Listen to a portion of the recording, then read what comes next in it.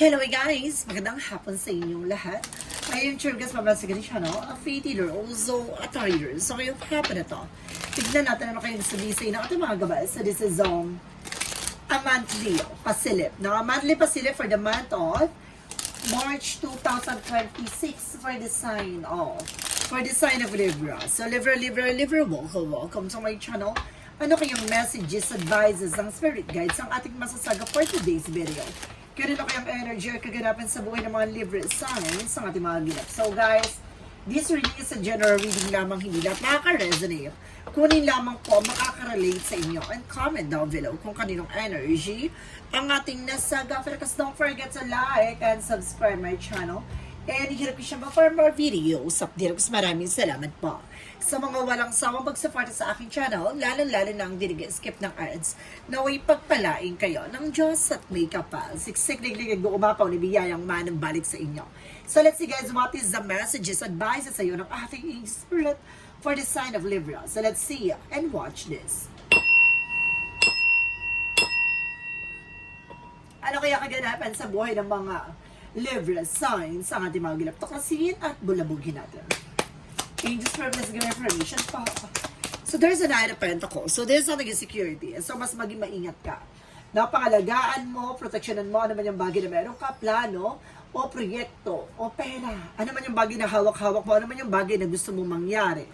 No, kailangan mo i-secure. Na mas maging practical ka at mag-ingat ka sa yung mga bagay na dapat gawin. Additional messages. Pero there's something as Six of Pentacles. So, ibig sabihin, magtutuloy-tuloy na about sa finances. No? Gaganda ng takbo ng iyong pagkakaperahan, ng iyong trabaho, ng iyong negosyo ay maaaring gumanda na ang ikot dito. No? At magtuloy-tuloy na, magdala na sa'yo ng balance. And of course, there's something a Page of Pentacles. Invest wisely. So, mag-ingat ka sa lahat ng mga bagay na papasukin mo. So, there's some investors. Or mag-ingat ka sa mga bagay na iyong paglalaanan ng yung pera. So, mas maging wise, maging practical, no? Don't spend too much, no? Yung mga bagay na hindi naman mahalaga at importante, tantanan mo na. Additional messages. And there's something a Five of Cups in reverse, na maaaring may mga bagay na unti-unti mo matatanggap, no? May mga bagay na maaaring mapagtanto mo, no? May mga ma-realize ka dito, no? May mga bagay na maaaring mag-sink in sa'yo, no? Ano man yung bagay na nangyari from the past, no, may mga bagay na maaaring magbigay aral sa'yo. Let's see. Additional messages. And there's a Six of Cups. Now, there's something a past person. Or there's something a familiarity. No, just being aware sa mga bagay na gagawin mo. Even, no, yung mga bagay na nangyari na from the past, no, para hindi na maulit-ulit, no? Don't repeat that cycle. So, kailangan mas maging aware ka. And there's something guys with Seven of Pentacles. There's something harvest time. So may mga bagay na aanihin mo talaga. No? May mga bagay na unti-unti mo makakamtan dito.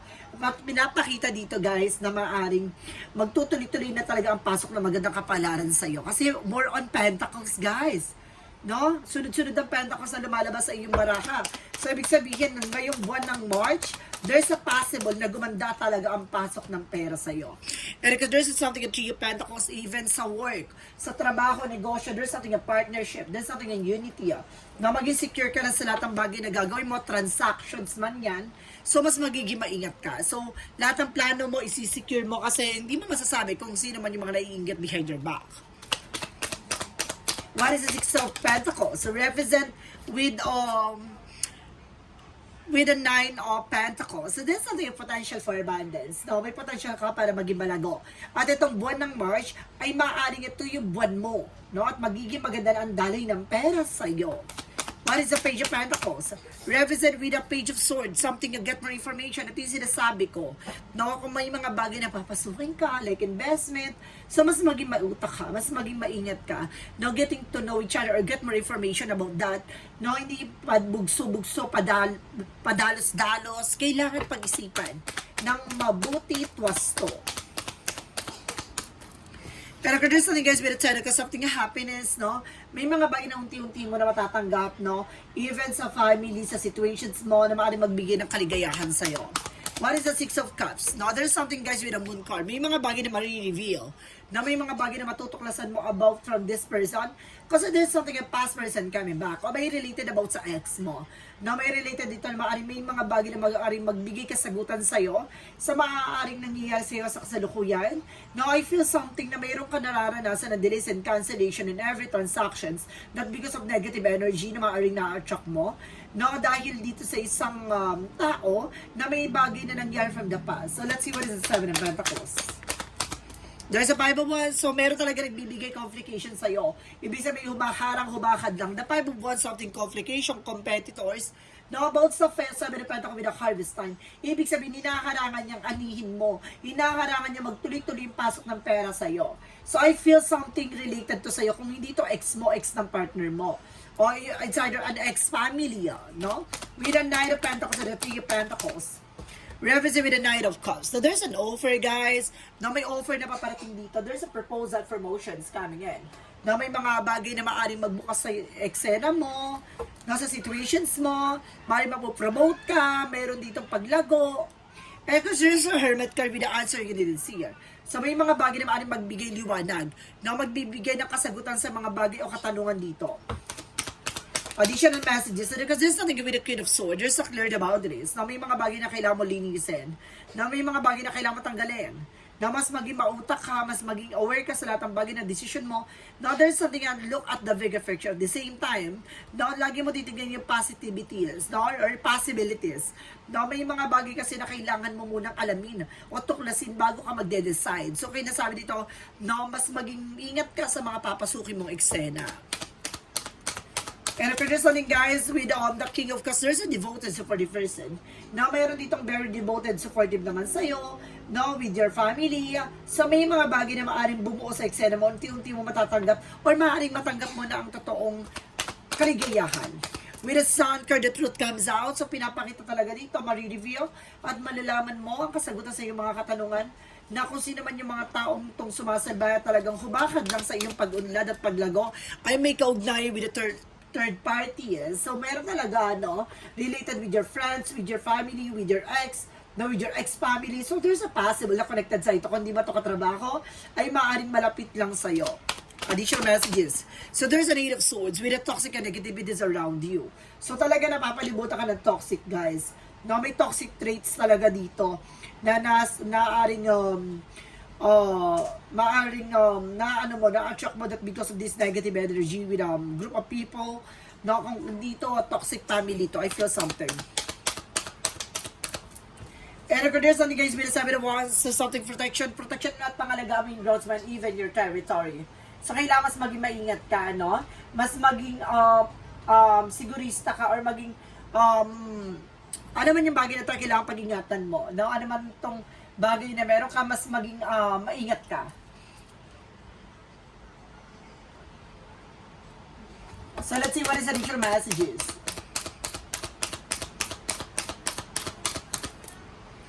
And if there's something guys, with the Two of Swords, there's something decision that you need to make. Na may mga bagay dito na kailangan mo pag-decision na talaga. May kailangan ka talagang tuldukan dito. Na upang makapag-proceed ka for another eksena. So, kailangan mo ma-pinpoint, malinis to. And if there's something guys with the Four of Cups, just re-evaluate, analyze. Na may mga bagay na kailangan talaga pag-isipang mabuti. Na hindi ka pwedeng pala desisyon. Na para walang aw sa pao. With the Knight of Wands, continue what you're doing. So, kailangan mo lang magtiyaga, magpatuloy sa ginagawa mo. At malapit mo na makamtan ano ba talaga yung gusto mo mangyari sa buhay mo. And kung sa tayo with the sabotage, sinasabotahe talaga, kaya hindi ka nag-grow eh. No, kaya nahihirapan din magtuloy-tuloy yung magandang pasok ng eksena sa'yo dahil may humakad lang at humaharang talaga. With the sabotage, no? Sinasabotahe ito. I feel something a toxic traits to. No, kung hindi to related sa'yo, ay maaaring related sa person mo. No, may mga toxic traits sila. No, na-attract mo. So, kaya hindi tuloy-tuloy, baka masyadong ikang inaabuso. No, maaaring ginagamit ka nila.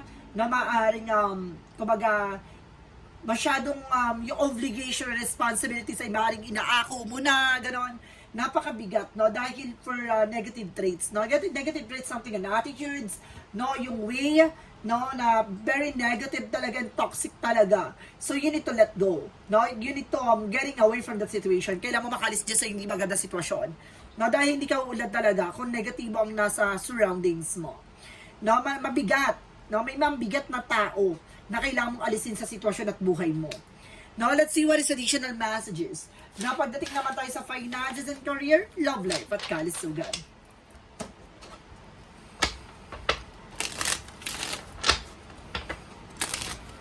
Now, let's see guys, additional messages. So, there's a tower moment. Now, pagdating sa finances mo, now there's something major changes coming in. Now, may pagbabago mangyayari sa buhay mo, even sa love life. Now, konektado daw ang love life at career mo. Ibig sabihin nito, maaaring may mga bagay na magbabago, o magbabago ka ng asawa, o magbabago ka ng jowa. Now, baka mabigat ang karelasyon mo before. No? O mayroong related about sa ex mo. No, maaaring konektado sa about sa finances mo kaya mabigat ang sitwasyon mo o maaaring konektado pa rin siya sa ngayon, no, sa'yo. With the Ace of Swords, something a breakthrough. Maaaring may mga bagay na mapagtagumpayan mo, mag-succeed ka. With a Sign of Pentacles, magkakaroon ka ng long-term success and long-term investment. So, magkakaroon ka ng matagalan dito and even sa finances. No, gaganda ang dali nito. Nga lang, very negative kasi ang nangyayari eh. No, parang ang nangyayari dito, no, napakabigat na naaaring nga pinapasan mo ngayon. Na hindi naman pwede kasi katulad ng isang tao yan, no, na bag mo, bit-bit mo, 'di ba? Kung bit-bit mo ang bag mo, hindi ka naman mahihirapan kung isang bag lang ang dala-dala mo. Eh kung marami kang bag na dala-dala, no, kumbaga 1 or 2 carry pa. Pero yung more than that, kung alam mong hindi na kaya, bakit mo pursue? Now, there's something guys with a page of one, something a good news. May magandang balita for dating sa finances mo. And kung there's a high priestess with a devil card, sabi ka na nga ba eh, ang pinaka-hidden agenda dito, there's something a devil. No? Dahil sa bigat at toxic na sitwasyon o tao na nagpapabigat sa iyong buhay. Or, no, kung hindi ito toxic ex, toxic family, or toxic ano to, no? I feel something a toxic ex, no? What is the additional messages about sa love life? So, there's the 6 of Wands. So, there's something guys with the victories. So, may mga bagay na mapagtatagumpay mo pagdating sa love life. Now, there's the 3 of Wands, lalabas ang result. Now, there's something, travel, documents, papers. And there's the 6 of Swords, there's a transition. Meron ka talagang kailangan baguhin at makaalis dyan sa toxic na sitwasyon at toxic na eksena. No, it's either environment or people. Na kailangan mo talaga makaalis dyan. And there's a 5 of Swords. Kasi nagkakaroon ng self-sabotage, not because of your action. Hinahayaan mo. Pinababayaan mo kaya ganyan. No, ang nangyayari, kahit hindi na kaya, nilalaban mo. No, ikaw lang yung nahihirapan at the end of the time. So, kailangan, there's something a partnership, may pagtutulungan dyan. And there's an Ace of Wands for a new project, a new idea coming in. So, dito papasok ang mga bagong plano, proyekto, and there's an healing recovery. Huwag ka mag-alala, no? Pagdating sa love life, no, hindi man siya yung para sa'yo talaga, may darating na para sa'yo. At meron ditong healing na maaaring magkaroon ka ng pangmatagalang fulfillment pagdating sa love life. So, pagdating sa kalusugan mo, there's a 2 of Wands by choices. Pili mo lang yung mga bagay na makakatulong sa kalusugan mo. And the Pentacles, maging balanse ka. No, may mga bagay dito na maaaring nawawalan ka sa control, nawawalan ka sa balance pagdating sa kalusugan mo. Na napapabayaan mo or nalilipasa ka ng gutom, ganon. And because there's a Knight of Swords with a success driven. Bibilis ang takbo ng sitwasyon, no? At magiging magda-eksena kung aalagaan mo ang iyong sarili. There's a Magician for manifestation and reflection. Ano naman yung bagay na ginawa mo sa kalusugan mo? No, there's an impact.